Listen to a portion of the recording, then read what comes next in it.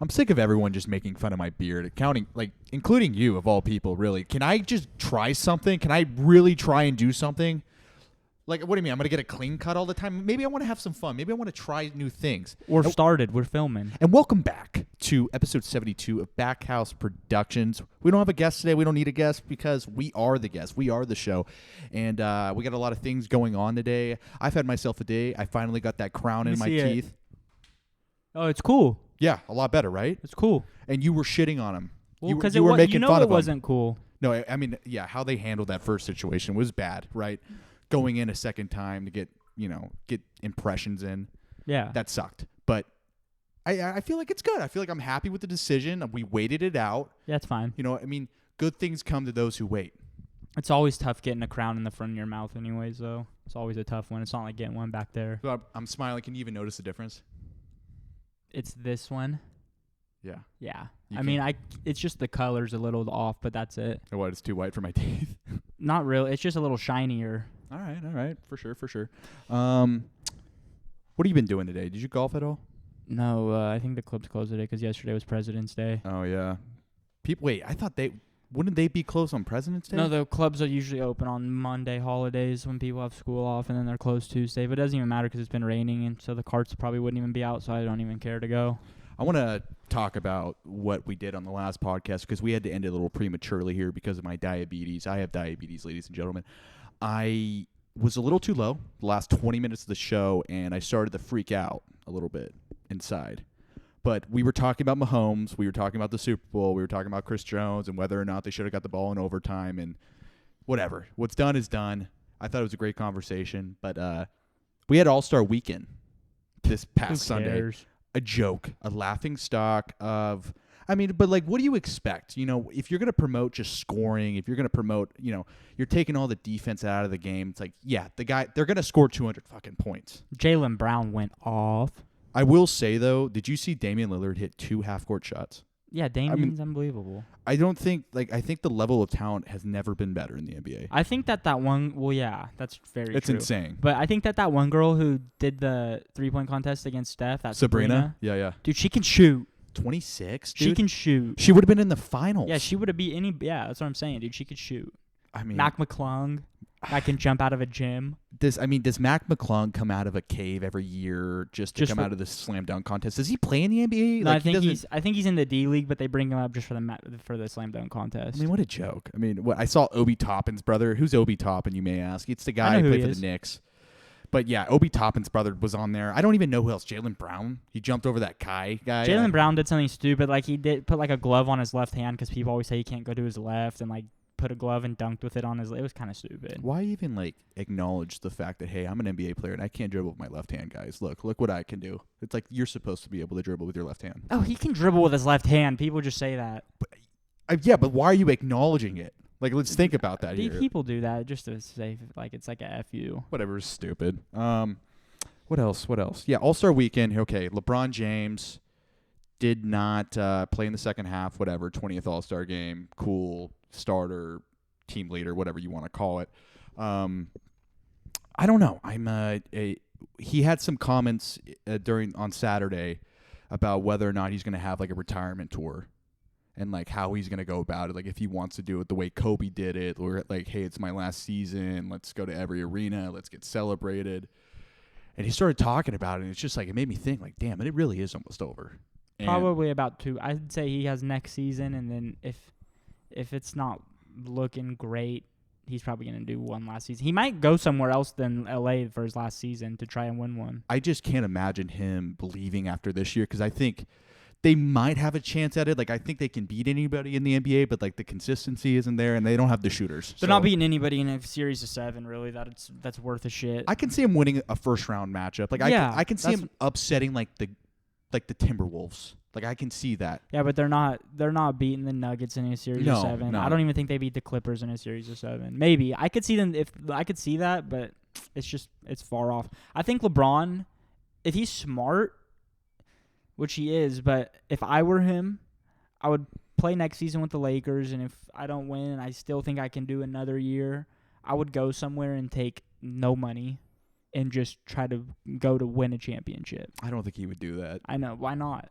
I saw his earnings over his career. He's almost at $500 million in on-court earnings. Oh yeah. I mean, the guy's a billionaire for sure. Yeah, but on-court, that's just in contracts for NBA. That has nothing to do with endorsements. I mean, $500 million. He's been making half $100 million Yeah, for the last 4 years with his contract with the Lakers.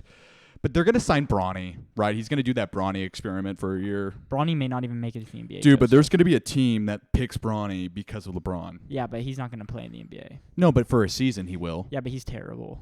I don't think he's bad. He's not. I don't he think doesn't he's even bad. start at USC.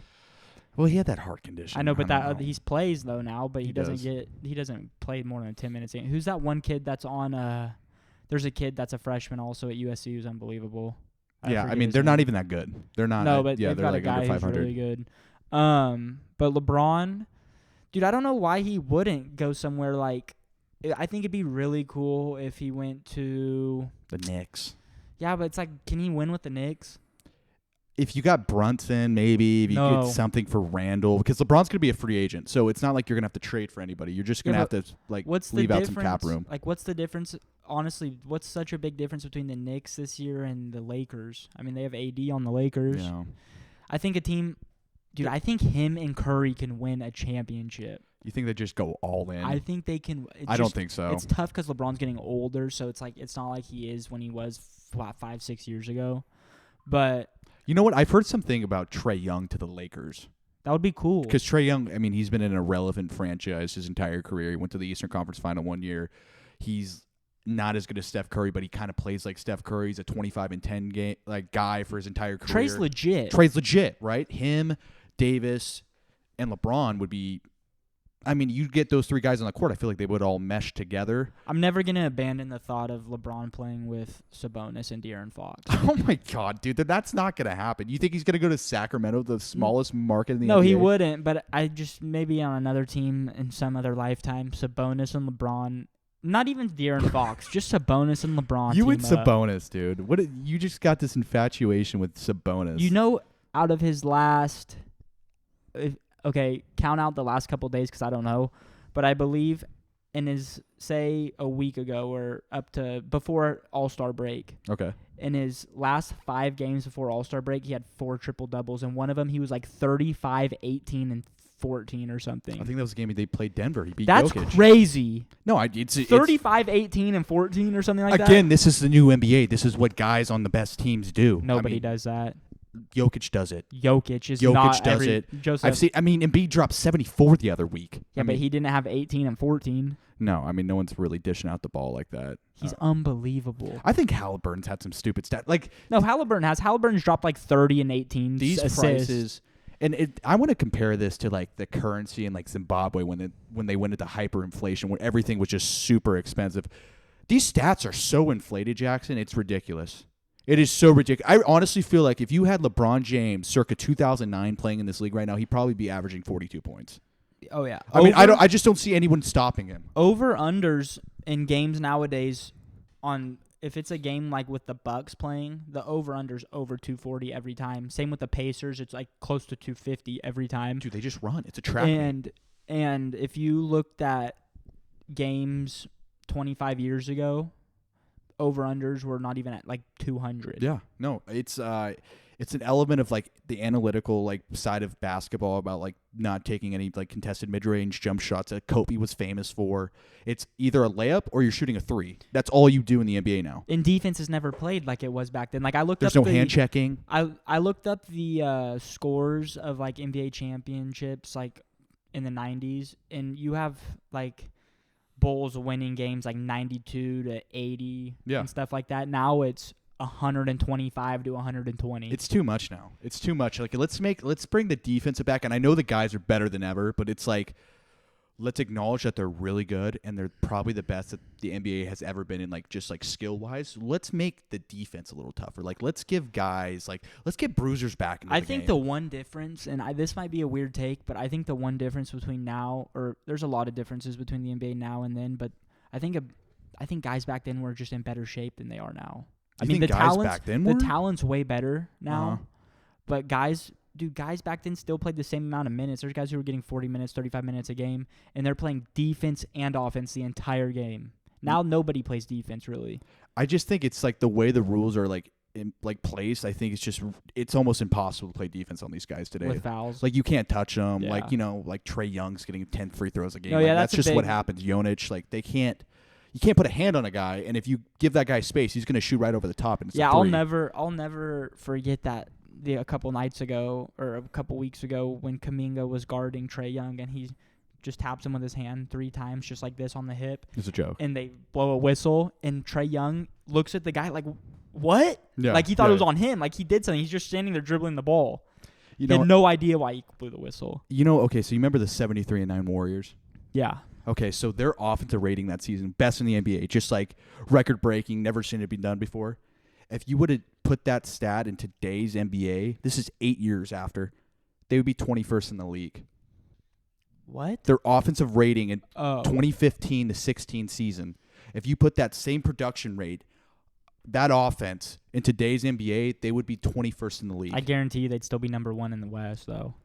I don't know. That team. But it's just like everyone has flipped to that side of basketball now where it's just like we've just gone. There's no like control over it. Now we're just shooting 53s a game. Who cares? We can't even play defense. Guys are just getting easy layups. I mean, the All-Star game is literally the epitome of what the NBA is now. Until we get into the playoffs where guys are like, okay, now we have to kind of play defense a little bit. So maybe it is an effort thing at the end of the day.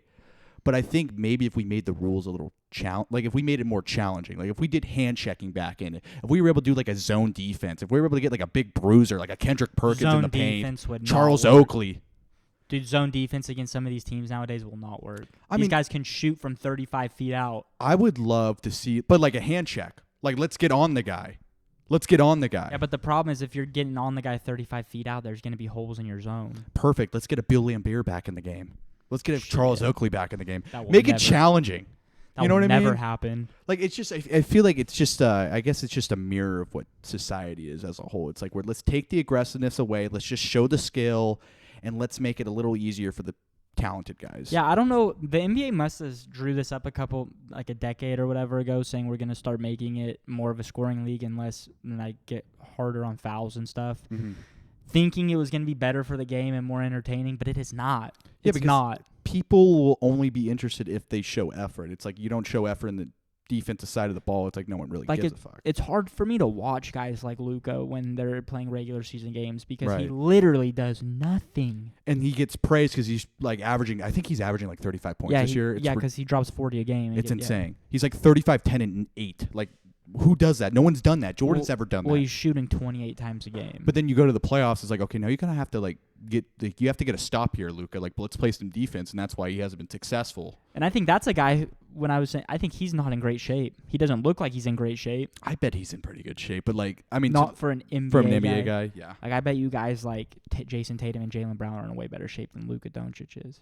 Probably. Like, what do you mean shape? Just like running like around a track or something, just like endurance wise. NBA endurance, like being able to sprint up and down a court. Yeah. Running around a track is not NBA endurance. Those guys sprint. It's like soccer endurance. It's so hard to say though, because that literally the entire all the Mavericks do is just centered around Luka on offense. It's like, all right, Luka, figure it out. Because Kyrie, I don't even know if Kyrie's playing anymore. No, Kyrie does good.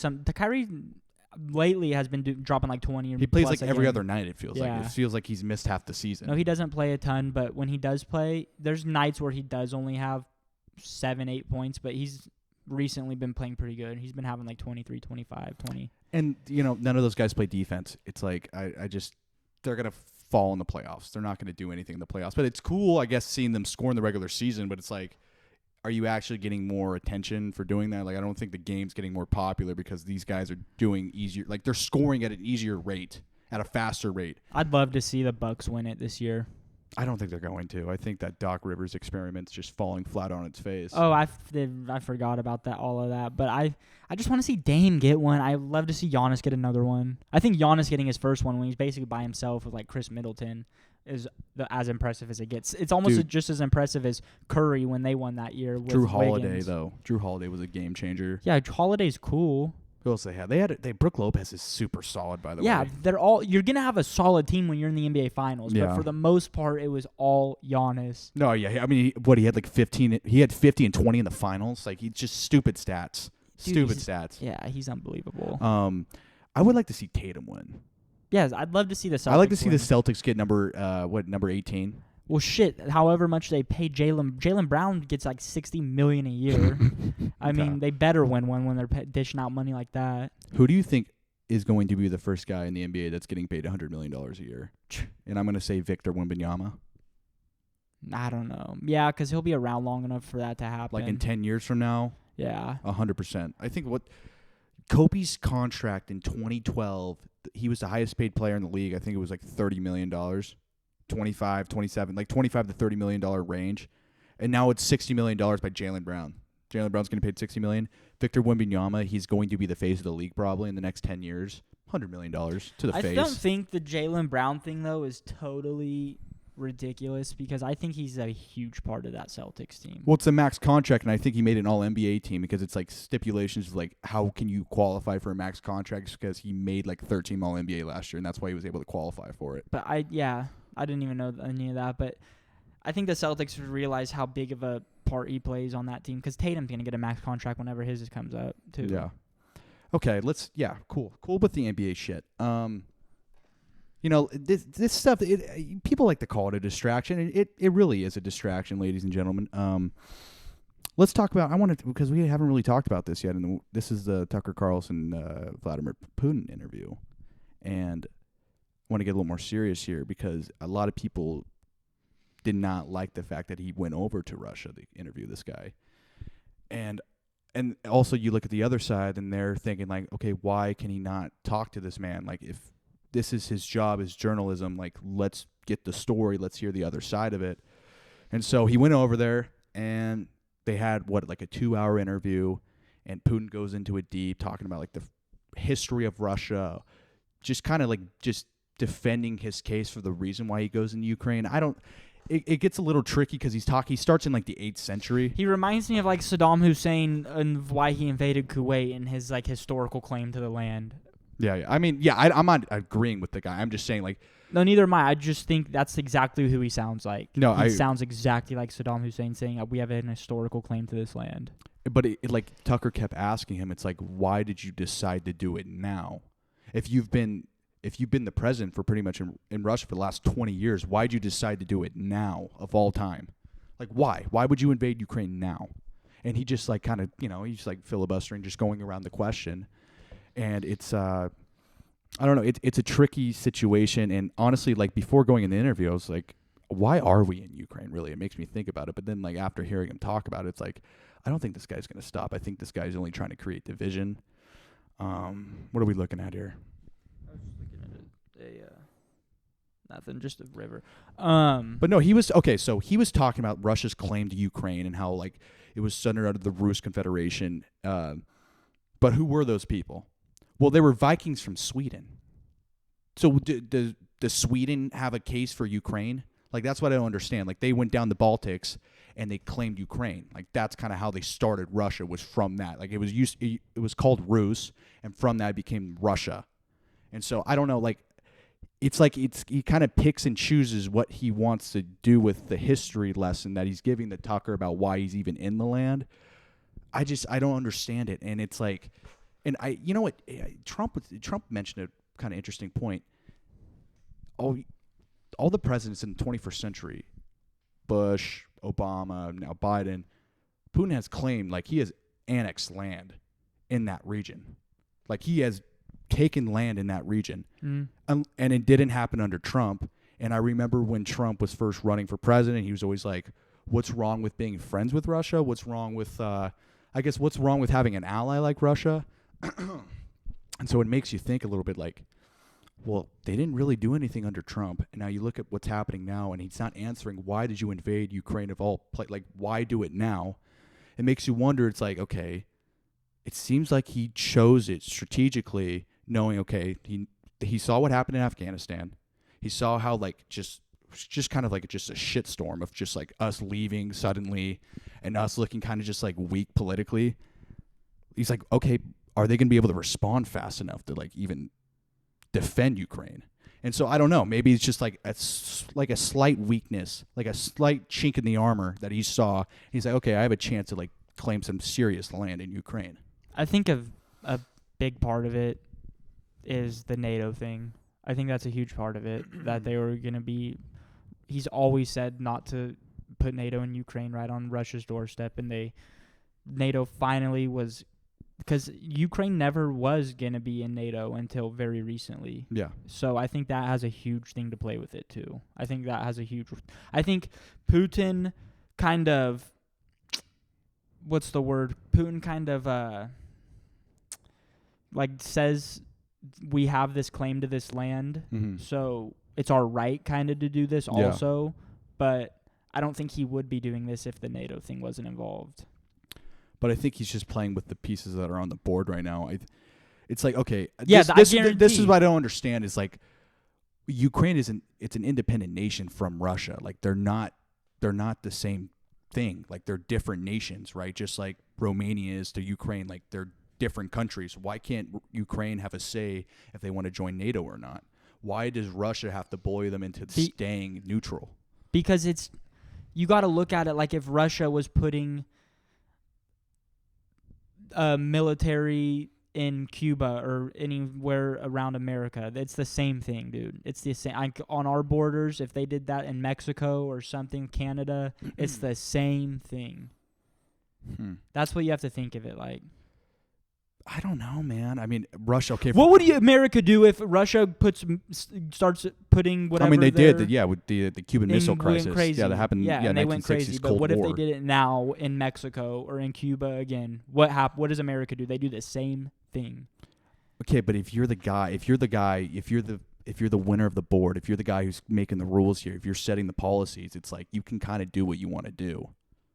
You know what I mean? And if Ukraine wants to join, why does Russia have this like right to say, "Hey, no, we don't want you on our we don't want you neighboring us"? Because we have the same right of telling Russia we don't want them to neighbor us. If they did the same thing, I guess you're being naive if you think America's not going to do anything if Russia. Like, what do you think? Like, you think we go into Russia? You think it would get to that point? Like, put it this way: if BRICS became some type of NATO, if BRICS wasn't just like a economic thing and they all became like a military power together, like signed treaties, and BRICS came into Mexico and Mexico signed with BRICS, I think it would be a massive deal if BRICS was not just an economic thing and it was a military. I don't know. Treaty. I mean, dude, you're naive then. That's just naive. I don't think. Okay, why can't Ukraine just decide what they want to do? Like, why does Russia? Okay, because Russia has the biggest landmass, right? You're in Europe. You're by all the NATO countries already. Like, literally, you're not. It's not on their border, though. I know, but okay, Europe is so small compared to, like, the United States. Like, it's states. Literally, it's just, if we just thought of it as states, like, okay, if we're Russia, Romania's in fucking Texas, or they're in Arizona. They're right there. It's a buffer zone. It's like a buffer zone. It would be like if they did it in Brazil, like how Brazil is.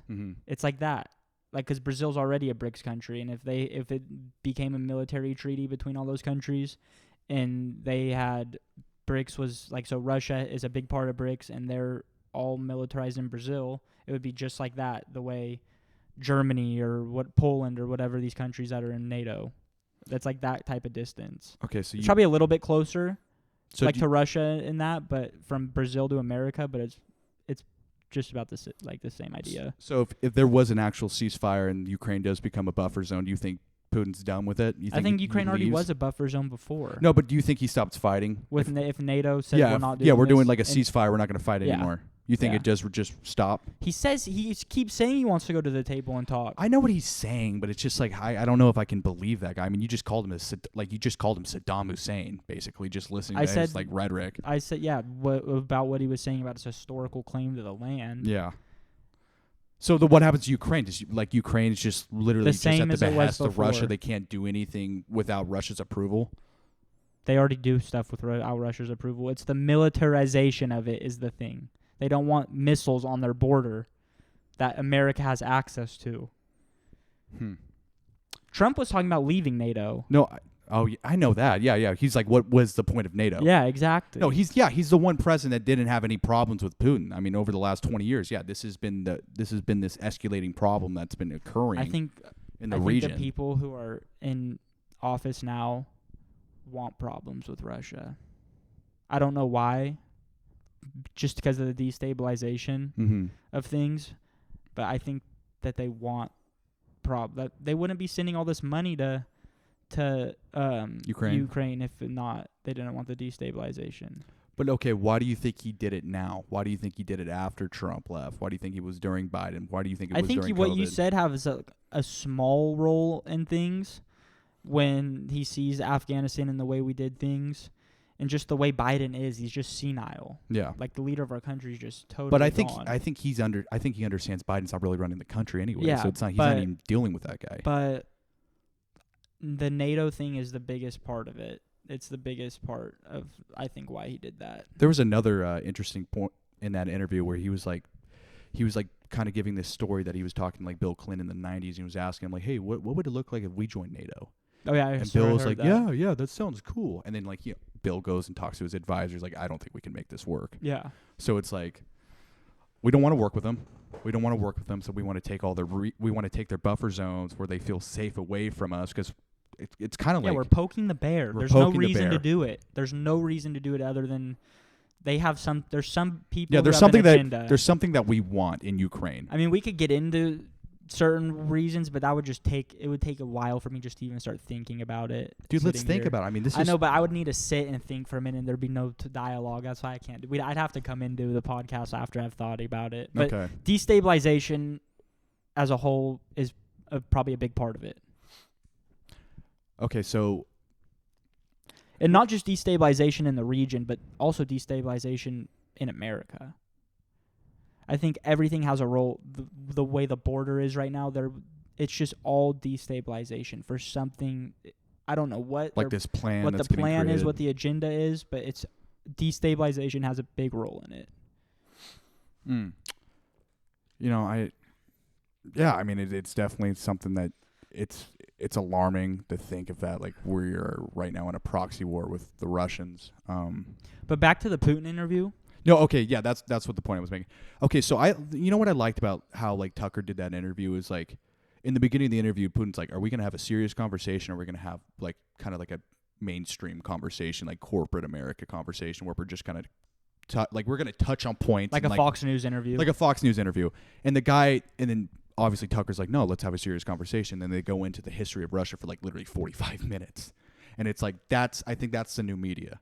I really think that's the new media. It's like it's not really about, I guess, keeping attention. It's more of like, let's have a serious dialogue. Like at the end of the day, that's what we're trying to gain out of this. We're not just trying to get views. We're trying to get actual like knowledge from the interview, like listening to his point of view on like how he sees world history, how he views the world, how he views politics. Yeah, you can't have somebody like Putin or even anybody when these interviews now. That's why podcast formats are growing, and a lot of podcasts get way more views than general news media does. Yeah, is because you can't have a guy like Putin zooming into a CNN interview for 6 minutes because that's all the time they have to do it for, when you can have a guy like Tucker go and do it for 2 hours and really get in depth. And even though they didn't get so in depth, I thought it was a real softball interview by Tucker. Like he could have asked him a lot more things. It's a tough situation to be in if you're Tucker. It is. Yeah, it is. And like, I heard people saying like, think of it, you're Tucker, you're in the Kremlin. Who knows what floor you're on? I mean, they could just throw you out the window and nobody would know. The U.S. isn't going to help. Yeah. They don't want him back. That's what I'm saying. Like,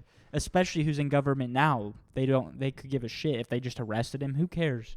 I mean, I think a lot of people here would.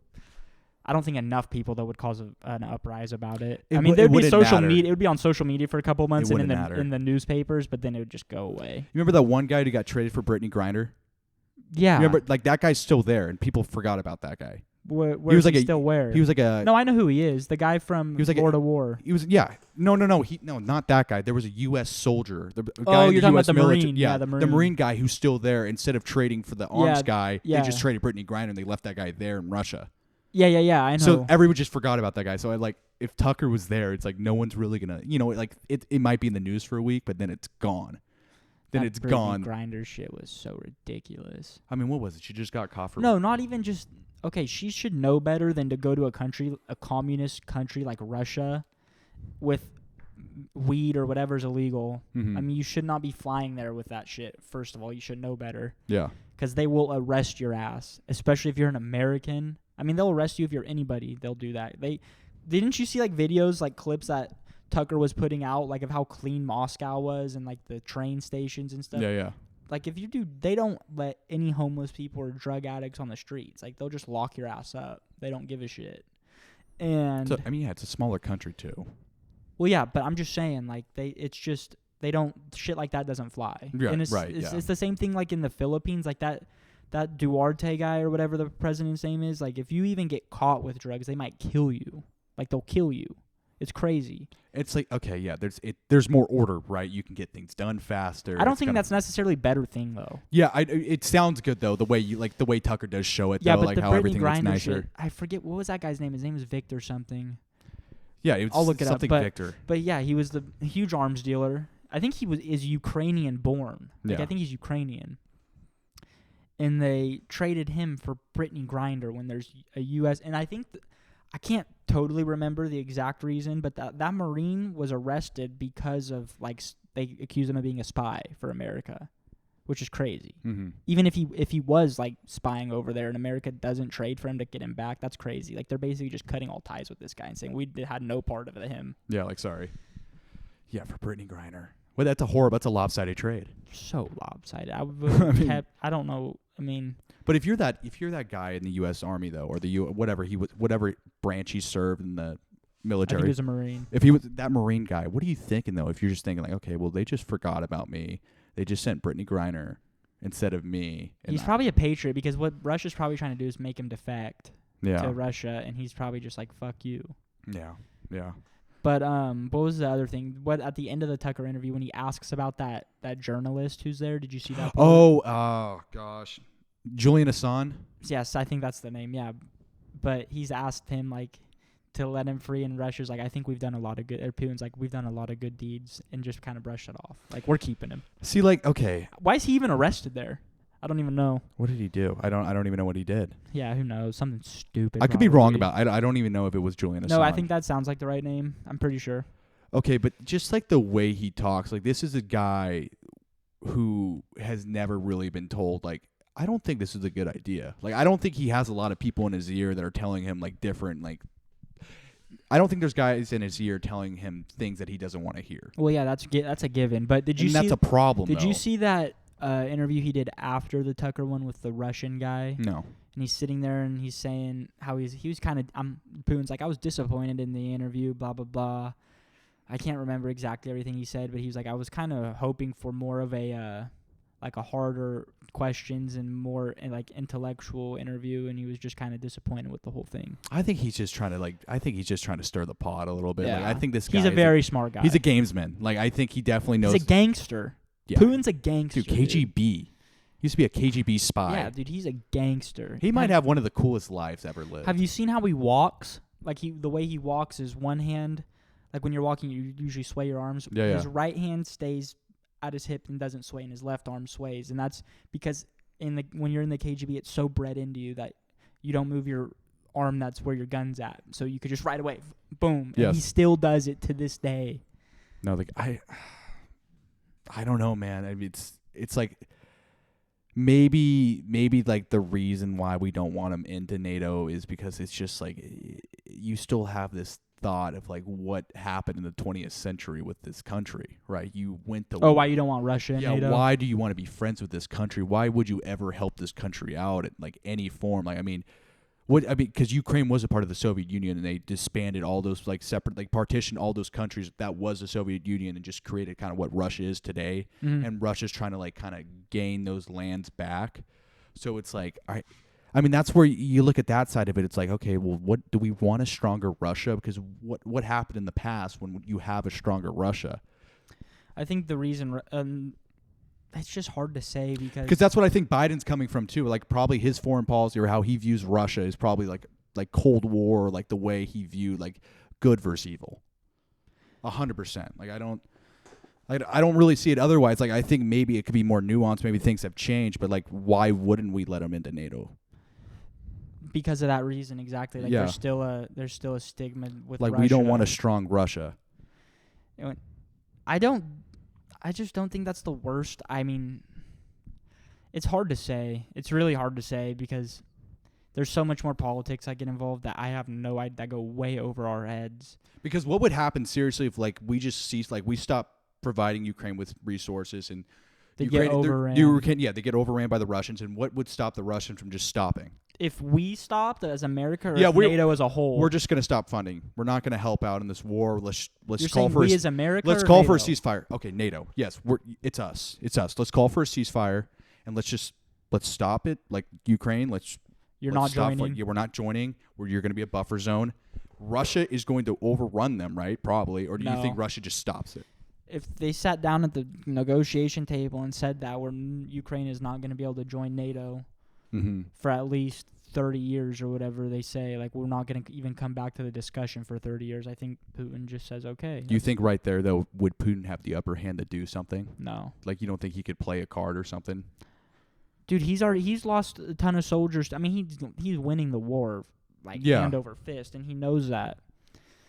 I think that Zelensky's as corrupt as it gets. I think he is as bad as it gets, and I think he's the main reason that Ukraine hasn't came to the table yet to negotiate, because he loves all this money coming in. You know, he just bought like a $500 million yacht. Oh, probably. Yeah, he bought probably. that's like as much as Bezos' yacht is. Like, I'm talking huge. $500 million yacht. He's bought like places in Switzerland and like It's always Switzerland. just tens of millions of dollars of these chateaus, like just crazy shit. Like, you'd think the guy's a oligarch now, Yeah.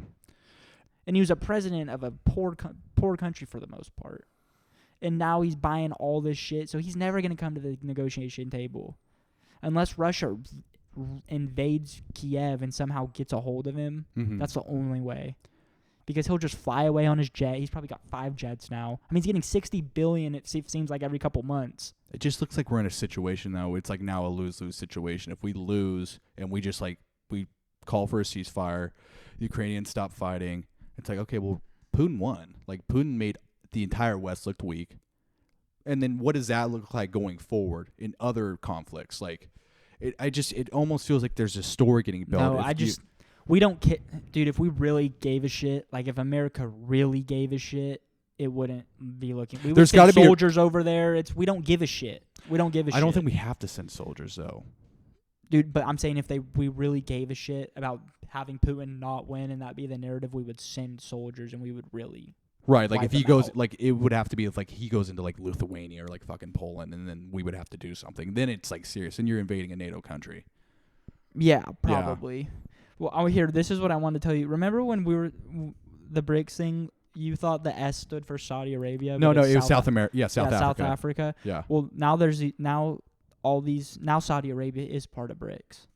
Really? The new members are Egypt, Iran, Mm-hmm. which is crazy because Iran and Saudi Arabia are part of BRICS, and they're rivals like to the teeth. Yeah. UAE, Mm-hmm.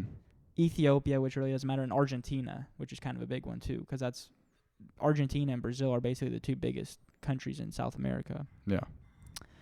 And Is there a reason why they join? well, this is what it says. The plan for BRICS is to officially ditch the U.S. dollar. And the U.S. dollar is tied What to replaces the oil. dollar? Whatever currency they come up with. They say it's going to be the Chinese yuan or whatever that's called. I forget what they call it. I don't see that being feasible. Well, with dude, the whole reason the U.S. dollar Saudi is Arabia's even the big. whole reason the U.S. dollar even matters is because you can only buy oil with U.S. dollar. It's a petrodollar. If Saudi Arabia just says, I think we'd go to war. We would go to war with. That would be World War III. Yeah. Yeah, you can't take the oil. If you actually block off the oil supply from us, that's when we're there. Yeah. We're there. We're in the Persian Gulf. We cut off all the supply chains to China. Then China's But we're going to war. It's literally NATO and us, probably Mexico and Canada, because it would affect everybody.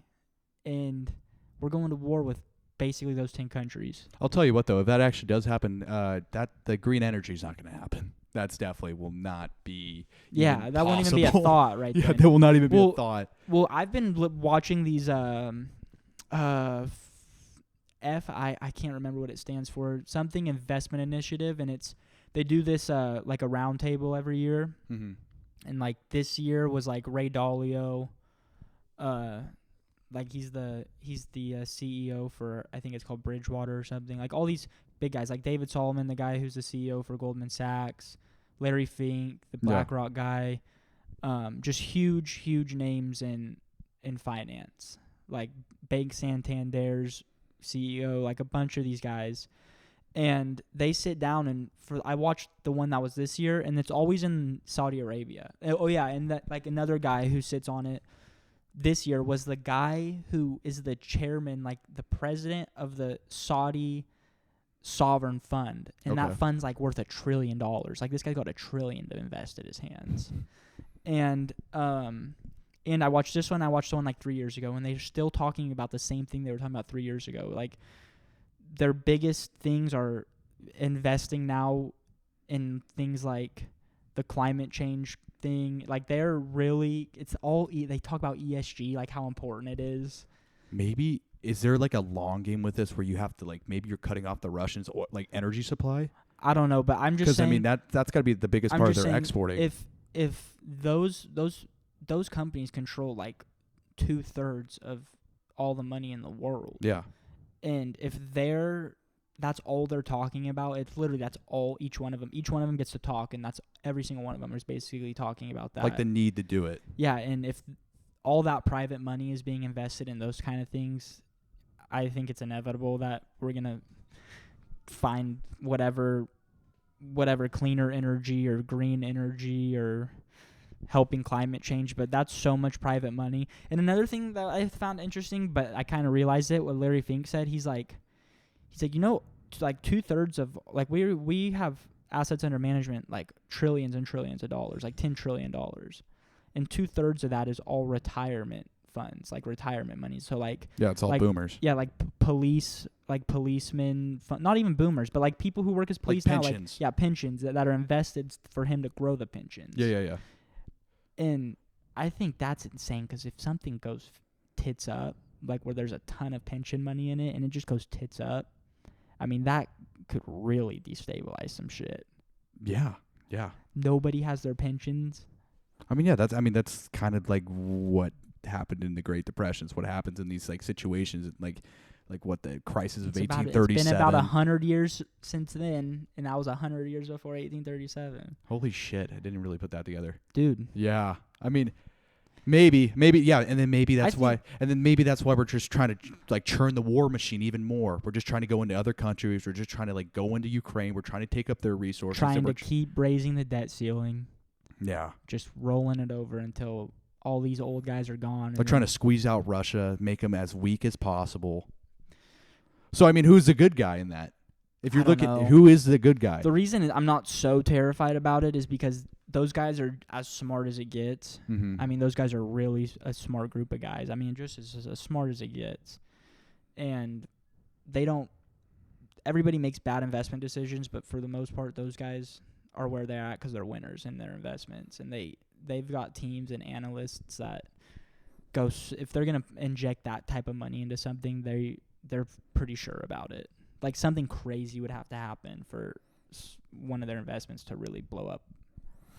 I don't know. The ESG stuff is kind of just... It was crazy how they were bringing it up so much. I don't know why it's such a big deal. Yeah, I started thinking like maybe these guys don't really give a shit about climate change and all this, and they're just saying this. I don't think they... Because it helps their public view in the ESG shit. Mm-hmm. Like you make your own metric of like value. Like you're making your own value system. Well, them just investing, putting private money in stuff like climate change crises and issues and stuff like that, just in turn already raises their ESG score just for them putting money into stuff like that. I definitely don't think they believe that climate is actually going to just like catastrophe is going to take place. Yeah, that's what's like because that's the thing. How can you plan for a future if you constantly believe that this is going to happen and it doesn't happen? It then never you're really happens. tits up. That's the fucking catch-22 of it. And like that those doesn't make guys any are sense. smart enough. They know they have to say shit like that. Yeah. But the climate always changes. Like you're trying to like create this hysteria where you're just like you're trying to be like. And I still think that's kind of a bullshit argument, like when people say the climate always changes, like the climate's always changing, the seasons always change, every day's a different like I think that's kind of a bullshit thing. But You don't think the climate's always changing? well, it is, but I think when people say stuff like that, like every day it's a different temperature, the climate's always, I think that's kind of bullshit because Well, it's going to change on its own. yeah, well yeah, that's what I'm saying. Like I don't think anything that we're really doing affects it as much as people even nearly say it does. And even if we were trying to make a difference. Think of 10,000, 12,000 years ago, nobody's doing any of this shit, we think. Yeah. And a whole ice age happens, and global cooling is worse than global warming. Mm-hmm. And that's why they changed the name of global warming to climate change. Yeah, it's a control thing. It's definitely a control thing. It's a destabilization thing. I mean, no one talks about the predictions Al Gore made in the early 2000s, what was going to happen. What do you say? I mean, how the sea level were going to rise, and Arizona was going to be home front properties, the ocean views. It's like people have been saying that for so long. They keep making these predictions. They keep putting it out there. It's Yeah. like, hey, this is going to happen. Let's be cautious about this. Let's put regulation on certain industries here, so they have more of a control on the system. Yeah, people, because I do agree, like if you look at for like the past 100 years or 50 years or whatever, like I can agree because the numbers do say like temperatures are up from averages like 100 years ago or whatever, but that's happens inevitably regardless of what we're putting in the environment or anything. And what can you do when China and India and probably the Russians, they're probably not, they don't care about like what we're doing, the regulations we're taking into the environment. They're probably not, they don't believe in any of that stuff. So how can we really make a difference on the planet? Wait, what did you say? Who doesn't? Like if we're doing something else. Like if we're doing like, okay, we're focused on climate change. We're trying to change. We're trying to take what? all these initiatives, but like China, India, Oh yeah, probably Russia, like they don't care. They're not doing the they're same thing we're burning doing. so much coal. They don't care, exactly. Yeah. Like what are we even doing then?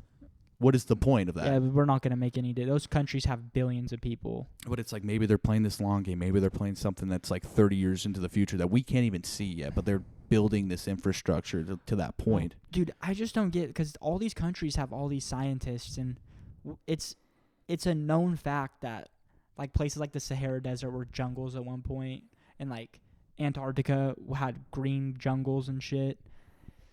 So we know that the climate is always going to change. Yeah. And like look at Antarctica now, it's just an ice wasteland.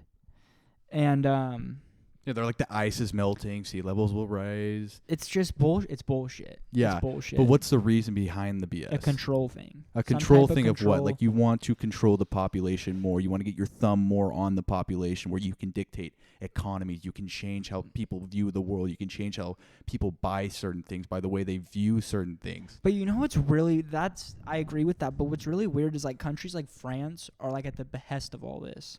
Like France is huge on like pushing this huge climate crisis. Oh, you see those farmer strikes? Yeah, but like why a country like France who you'd think is not even that much of a powerful I mean it's smaller than the size of. They're pretty big. I think they're a little smaller than Texas, I think. Yeah, they're smaller than Texas for sure. They're the biggest country in Europe. France is? I would say. Probably, yeah. I mean, not counting Italy because it's just like that small No, sliver. yeah, But yeah, it's probably France. But still, it's small. It's GDP. You got isn't you're open to crazy. maritime trade though. But You're why is a country like France, if it really is a controlled thing and population thing, why is France at the behest of it all? Because it seems like every climate council or whatever they do is always in Paris. Yeah. Like Paris is always France, or when they sign these climate treaties, France is always named on it, like at the top, like it's a Paris Treaty or whatever it is. I can't remember exactly what the names are, but I just don't get. Yeah, the Paris Accords. Yeah, I just don't get why a country like that, if it is a population and control thing, why are they at the front of it all? It's probably just help there. I don't know, because they're really big on it all though too. Like they're huge on climate change. Maybe it's just like it's probably a part. It's the EU. It's a part of the UN. Like they're probably trying to control the population, or trying to figure out how are we going to direct. What's the direction the human population is going to take? If we're the leaders of how we view the world and how we're going to control the world and how we're going to change the world, let's make these initiatives to make the world that we want to see. And it's like, what's a feasible way of like keeping control in that new world? Because the world is changing. I mean, technology is rapidly changing. It's like, how can we get like a hold of this? This is such a great segue because, like, the control thing and how can we get control. I think the coronavirus is a huge thing. Well, yeah. You know what I just found out today after watching that Rogan podcast? They were talking about, like, the JFK shit and how the files were supposed to be released, but they still haven't released them. And then he's like, Rogan brings up, and what about the corona files? They're not releasing those for 75 years now. Oh my god, that's crazy. Are you like, serious? why? Yeah, I didn't even know that. How crazy is that? That's crazy. Why? It's crazy. That like, why? It's crazy that anyone who suggested any like speculation of how the origin of this virus has started was banned off social media platforms. Like, why were they blocking that? Why can't we have any discourse? And you know what else is really, we'll get back to that, but you know what else is really crazy with it too is now, like, Red Cross and these blood banks are asking people if you've gotten a coronavirus shot, if you've gotten the vaccine. Because if you answer yes, they give you a call to make sure if you're a eligible candidate. But if you say no, you could get your blood drawn and donate your blood right away. And this is probably where that's crazy though. Like, why are people not asking questions about that now? Like, okay, I got the vaccine, but now I can't, my blood's no good now. Like, why is my blood no good? I mean, let's think about the things that we're getting put in our food. Like, let's think about like what the FDA is doing. Like, what are they approving? It's like, maybe this is like the niche that like people here in the States see that what Putin's doing, and they're like, okay, this is a different direction than what we're trying to do. And that's why I think you're starting to see some pro-Putin supporters here in a way, right? Because they don't do any, like, they don't put any of the stuff in the food. Like, they're non-GMO. Well, that's how all of Europe is. But especially Russia. Like, yeah, I think Russia they were ahead of the ball on all of that. Yeah, but Europe's huge on all that. But like, again, they're like Russia's like this outskirt European country, but they're not in the club. And so, it's just this one guy. It's just this one guy, Putin. Well, Russia gets a ton of their like grain, which grain is like the most genetically modified. Grain and corn are like the most genetically modified two things in the world, like wheat and all that. And Russia gets a huge amount of their, or at least used to, from Ukraine. Like, Ukraine was one of the biggest grain manufacturers or growers in the world, especially for that part of the world. Mm-hmm. And that could be another thing. Like, it's also, people say like China's going into Ukraine because they're huge in uranium and stuff like that. But I wanted to get back to the COVID thing real quick. The blood thing about your blood not being good. Yeah. Then I saw this other thing where it's a embalmer, like a guy who works on dead bodies after, like, right after they die, and does like autopsies and stuff. He's since 2021. He has never seen these things before, and now I wish I saw the video. I might still have it. I'll show you after. It's a video of him pulling out this huge white blood clot, like this long.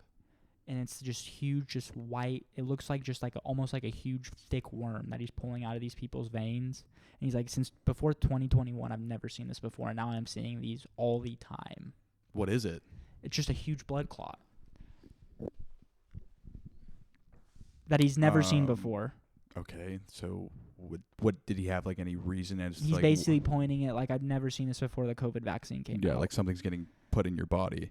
Yeah, like something that your body can't. It's basically coagulate. I don't know how blood clots in your veins form, but it's crazy, like, what they look like. They look like they're like this thick, and like, imagine like 6 inches of this is just a white piece of material just in your vein, blocking your vein.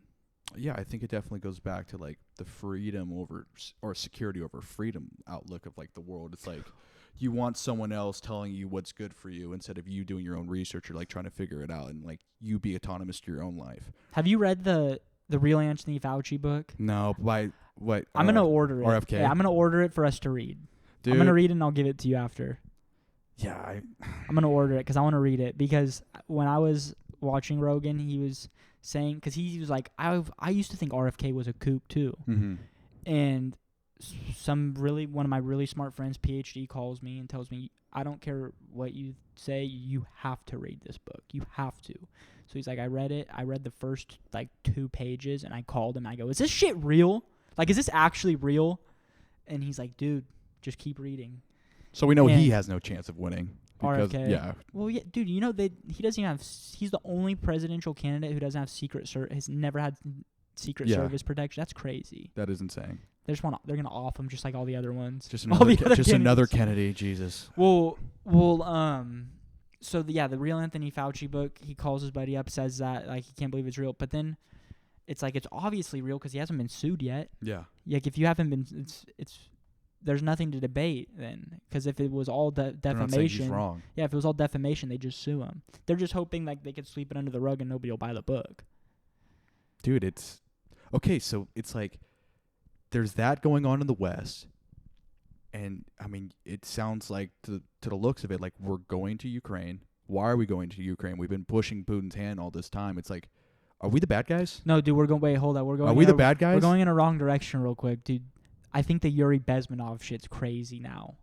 Like when he's saying all this in the '80s and how it's all, and now it's all coming to fruition. Like communism infiltrated here. That's, dude. Like Russia might be having a huge role in all of this.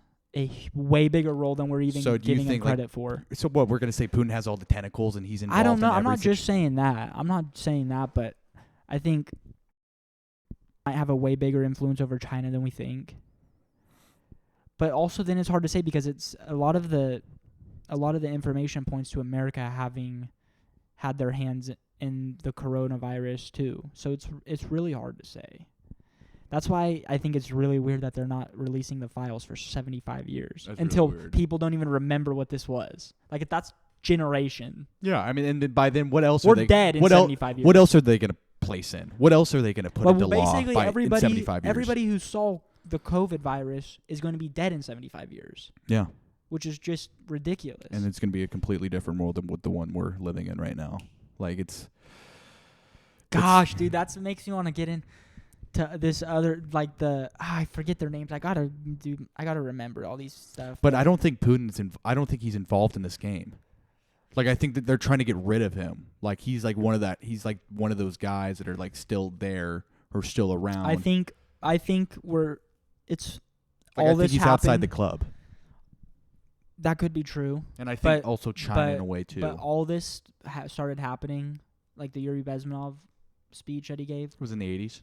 This was way before Putin's time. Putin basically could have inherited these plans that are already in place. It's like, yeah, why end the Soviet Union? Why destabilize? Why tear down the Berlin Wall? Is it all just kind of like this? Well, the Berlin Wall tearing that down. I know, but that's a political move. Yeah, West and East Germany, but it's like that was a kind of destabilization of like their power in that region in Germany. Like it's a big deal. Like, and what that happened in '87 and the Soviet Union collapsed in '91, so that was 4 years later. Like it was a build up to that. Like so what is that? Like do you just like if you think that's actually the case where they, and this is like major conspiracy rabbit hole here, are they actually like involved in every matter now? Like they're the ones controlling everything? It's hard to believe that. I don't believe that. Yeah, that they have more pull than America does. Yeah. But dude, people like I don't know. It's hard to say because even after watching that Putin interview, stuff's hard to say. Because I don't believe half the shit he says in the interview.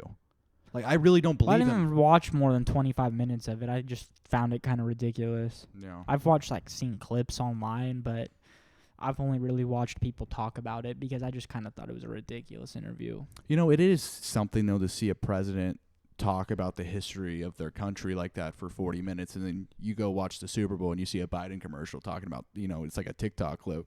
Dude, he's just a It's like, what are you going to eat, chocolate chip cookies? And you just, like, that's our president. And they look at it like it's a joke. It's a joke. Every single country looks at us like we're a joke. But they still have to feed from the teat, dude. Let me ask you this question because I was thinking about this earlier when I was by myself driving. If the presidential candidates were Nikki Haley, Biden, and RFK, who's getting your vote? Probably RFK. That's what I was going to say. Yeah. That's what I was thinking too.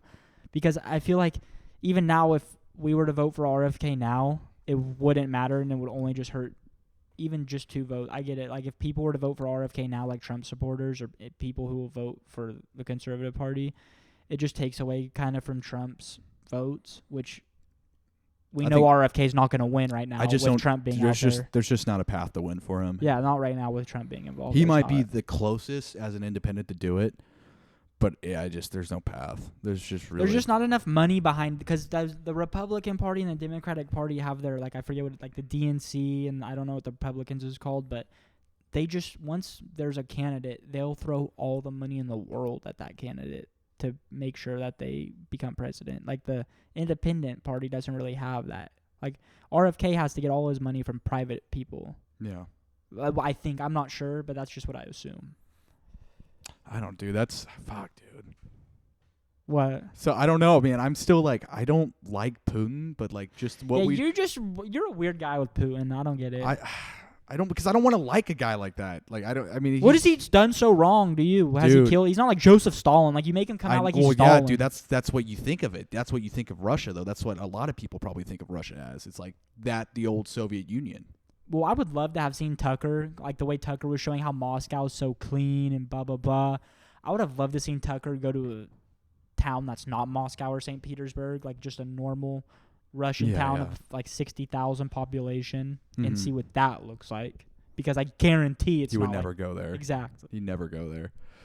I don't know, man. It's all valid. It is all valid. Like, we probably did push his hand in all this, but it's like, what does he have to gain from getting Ukraine? Like, what does he have to gain? If he were to if Ukraine became part of Russia, yeah, he has to gain the uranium. yeah. He has to gain. Ukraine has a huge hold in the Black Sea. I mean, naval power. I mean, you already took over Crimea. Which is big, but it's just there's a ton he has to gain. I mean, land, all that natural resources in Ukraine. Ukraine has a ton of natural resources. Like, Ukraine has a huge I forget the guy's name. He's a Ukrainian oligarch, one of the richest guys in the world, who owns like the natural gas or the oil, Ukrainian oil company, and it's just massive. What about the part where they were talking about what happened with the Nord Stream pipeline, and he's like hinted at this? The CIA did it. Yeah. I mean, remember when I was saying I thought it was him? Remember I was saying that I thought Russia blew it up themselves? I don't know if I totally. It probably believe is that. the CIA. Yeah. I mean, because didn't that like support like Europe's like Yeah, but why would the CIA natural want gas to destabilize Europe? Because that destabilizes Europe more than destabilizes Russia. Because I think it's control. Because then they got to depend more on like the American energy. Yeah. Right. And then the Russians aren't funding. Like, they're not making money off of that. Yeah, because Russian oil isn't sold with the U.S. dollar. Yeah. I don't think. I mean, I assume. I didn't know the BRICS thing though. That's kind of dangerous though with Iran and Saudi Arabia. Like, I can't believe Iran and Saudi Arabia are even joining something together. I mean, that may not totally. I don't know about that source. What was the website? No, it was a post. It was a post. Oh shit. So it's hard to I'm not totally. Yeah, I'm not. But see, there's pictures of them all together, like shaking hands and shit. So, but people could just take these pictures of them meeting and saying it's the BRICS thing. Dude, how do you even know if it's not AI either? Nah, I guarantee MBS and Putin meet up and talk about shit. Like, I guarantee Putin flies to Saudi Arabia. There's a big game. I think the landscape of like what people's lives are drastically changing. I think things are going to continue to just change. Like, I don't think. I mean, and that's always been the case. But I think, I don't know, like the way we see somebody's life or the way we see how somebody lives their life is going to be drastically different to our children. No, it's true. To our grandchildren. The BRICS thing's true. Like, they're going to live in a completely different world than the ones we're living in. Yeah, our grandchildren, yeah. And I don't know. And there's not enough people in the world anymore. There are like guys like Patrick Bet-David, who I think is like a guy, and there's guys who will invest in future of like the future generations. But there's just not enough people like that anymore, like there were 40, 50 years ago. Right. Now people just realize it. So before 50 years ago, people didn't think the world's so far gone. Now, with the social media and the access to information, it's starting to think like there's no way this could be saved. I think it goes back to the Yirmi Bezmenov stuff. It's like it happened. It already worked. Like, everyone's already indoctrinated. The crisis already happened. The Patriot Act happened. Like, we're in a surveillance state. People already know, like, they have all our information. They can control anything that happens. They control the news. Really, they do control the news. I mean, haven't we already proved that with CNN and Fox over the last 8 years? Like, that's already out. Like, if you ask anybody, do you trust the news? Everyone's like, I don't trust the news. It's like, what's the reliable news source anymore? Let's wrap this up right now because I want to talk about shit on the next one. Like, I don't want to keep going deeper into this because I want to start the next one with this all. Okay. We're already over an hour in. Okay, I'm down. Lizzie. I'm down. Well, if you've listened this far, we appreciate you, and do your own research. Just keep looking into the matter, and don't let people tell you what to think, especially us. But thank you for making it this far, and go fuck yourself.